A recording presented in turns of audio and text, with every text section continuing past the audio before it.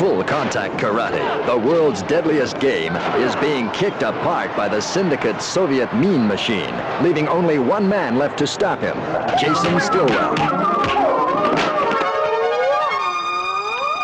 You've been fighting again. So what? You know how I feel about fighting. Yeah, I do. You're scared to death of it. Jason believed in the way of the dragon, but others didn't. Eat me up? Don't worry, I'm nobody's lunch.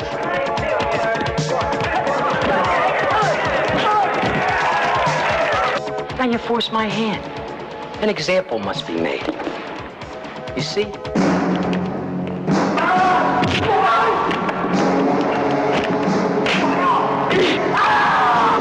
Sensei Lee, you have to help me! Then one day, the dragon returned. You know, you asked me to come.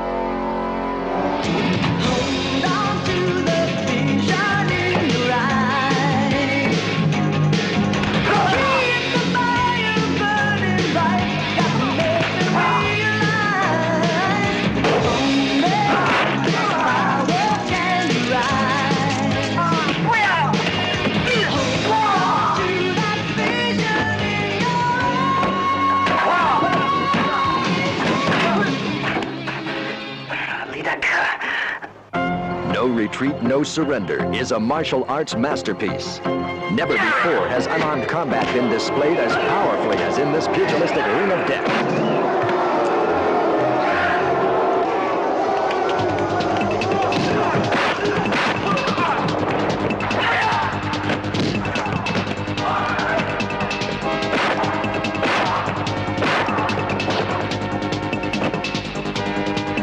You're good.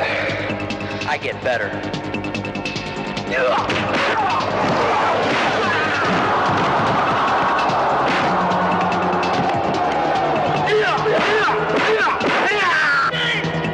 retreat! No surrender!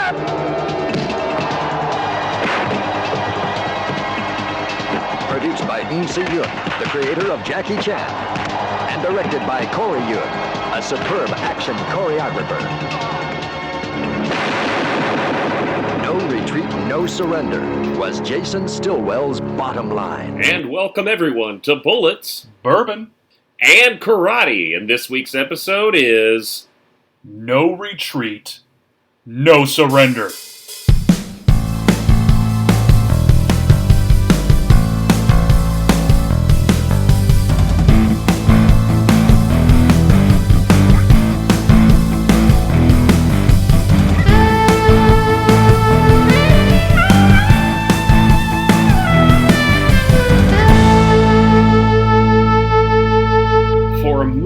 That is, by all accounts, legendary. I don't remember when I first saw this movie. I do remember myself first seeing this movie. And oh, you do? I do. It was, it came out in 86, so I was 7 at the time. But I didn't see it probably till I was 8 or 9. But I do remember specifically watching this, renting the movie, and watching it at home because we rented it from the grocery store Albertsons. Great movie selection. Yeah. If I were Whole Foods, I would offer video rentals. Just go back to it. I mean, just make it easier. You're owned by Amazon. Like, what are you worried about?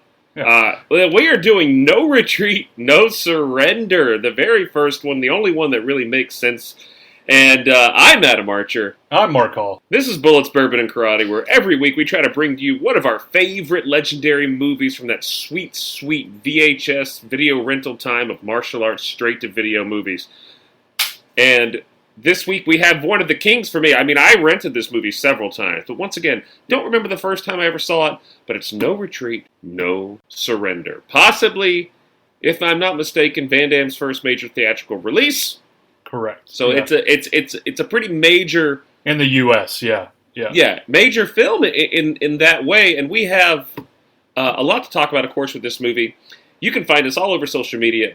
BB Karate Podcast at gmail.com. That's our Gmail, and BB Karate Podcast on Twitter and Instagram and on Facebook at Bullets, Bourbon, and Karate. But we don't care about that. Because like Kurt McKinney, we want to do a backflip kick to those ratings, right, Marcus? That's all we want. Yeah, we want to take a jump off the shoulders of your henchman buddy and kick Tom Stillwell in the chest. And just put a sweet rating in there for us. We want a chain of 5-star karate dojos. That's all we want. Now, so that's that. Now that that's out of the way, each week we pair a movie with a drink of our choice that we're inspired by, and this movie is kind of simple. I was saving this drink just in case we did Rocky IV, but I thought, when are we going to do Rocky IV? It's kind of above our pay grade. Yeah. So we are pairing this fittingly with a White Russian. Haven't had a White Russian in, I think there was a phase when I first started drinking legally at 21. I decided White Russian was going to be my drink. And that was going to be like, when I go to a bar, I'm going to order a White Russian. I don't know why. I just thought it seemed like the classy thing to do.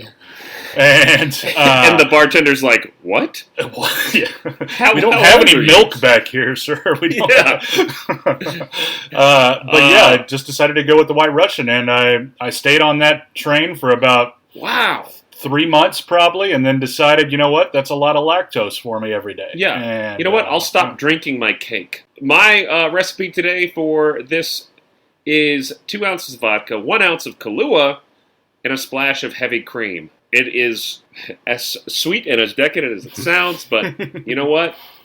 That's fine. This movie is sweet and decadent as well. I feel like the White Russian is perfect for Van Damme's silent, imported aggression. I think the thing that sticks out the most are his ruby red lips in this movie. Besides his action. So we're putting a White Russian with it. We're drinking our recommended amount of clear liquor and dairy. What do you pair with this? Are you just an old style kind of guy when you're the down and out dad working at a bar? Working at the bar. Pouring that Miller High Life for angry drunk customers. What are you pairing with it? Hit us up at bbkaratepodcast@gmail.com. And if you have any stories about your first experience with this wonderful piece of cinematic history, let us know about that too.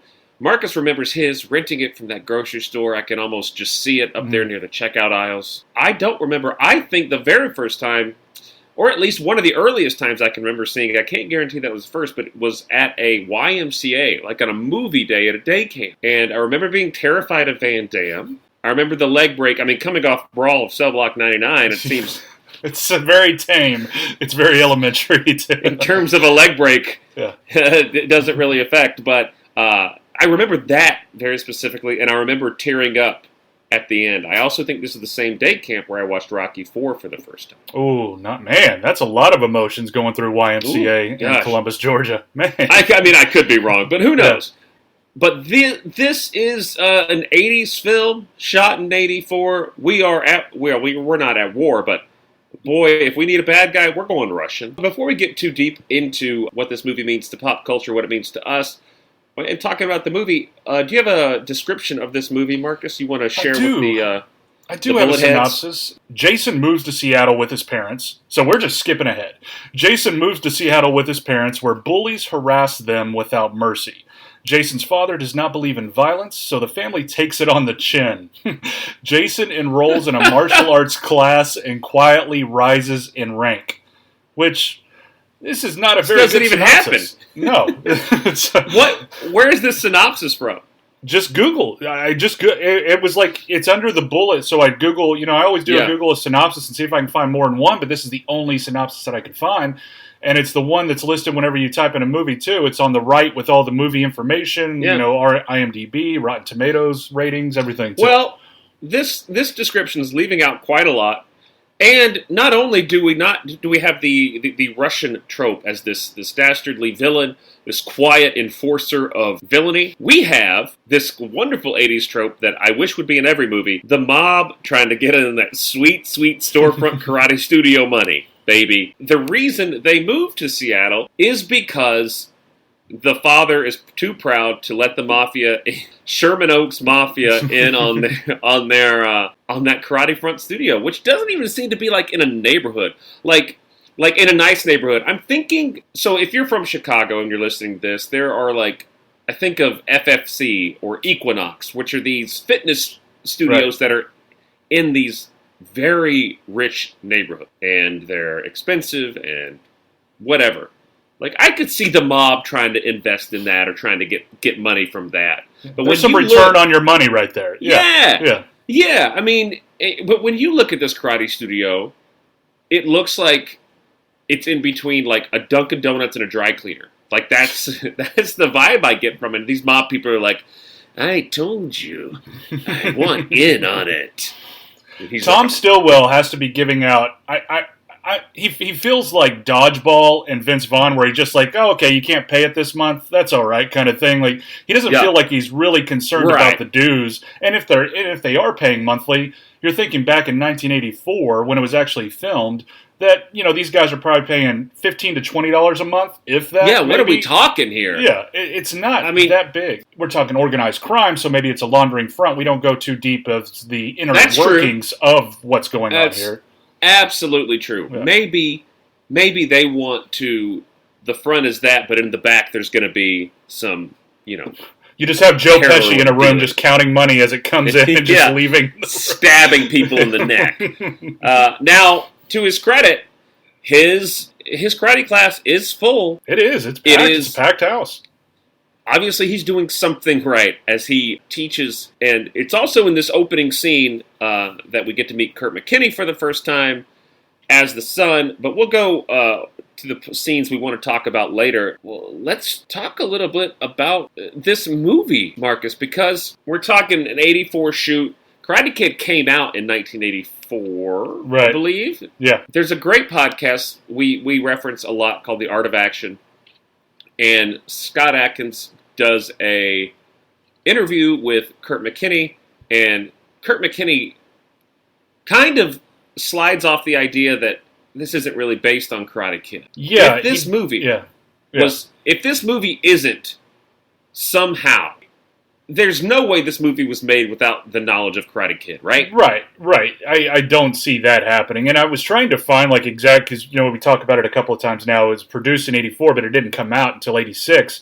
And like you said, Karate Kid came out in 84. I was trying to find when production started, and I think it started in reference. I think McKinney mentions it on the podcast, like in November or December of 84 is when they started shooting, I believe he said, or something like that. Yep. And so, yeah, I mean, that would be, why not? You got this influx of revenue coming in with karate, and it's so hot at that point that, go for it, make one. And it was Strandberg's first, screenplay that he had wrote, too, and it was an original screenplay, and so why not just try to piggyback? And there's no shame in it. Just do it. It's its own thing anyways. Not. Yeah. And they do it, and they do it their own way. They do Hong Kong studio type shit, and the fights are great on this, and we'll talk more about those fights and why they're very good, and why some of the acting is just kind of sucks in a nice way. So I had trouble finding a budget of this film. Marcus, what about you? I saw notations, so I go on thenumbers.com, and it kind of gives box office revenue. I don't know if you've been to that site and stuff, but it gives you the revenue, kind of the take, and it also sometimes mentions budget as well. And in this one, it did post a number of take one stab in the dark of what you think the budget was for this movie. $600. No, under $1 million, right? Oh, easily, yeah. Yeah. I'd say 500,000. Very close, 400K. Wow.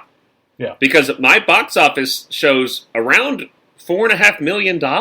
It seems opening weekend they cleared nearly $1 million. Opening weekend. That's great. Yeah. When I say nearly 3/4, like it was around 750K or something like that. Yeah. That's great. That's all you want, right? Yeah. Your budget should be met, recouped in the first weekend ish. That just goes to show you how fucking hot karate was. Like you were saying, man, you can just do bad movies and people will love them.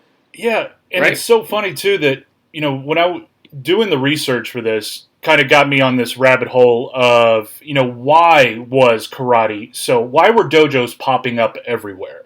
Yes, and it's pretty much like looking through all this, I kind of equate it to like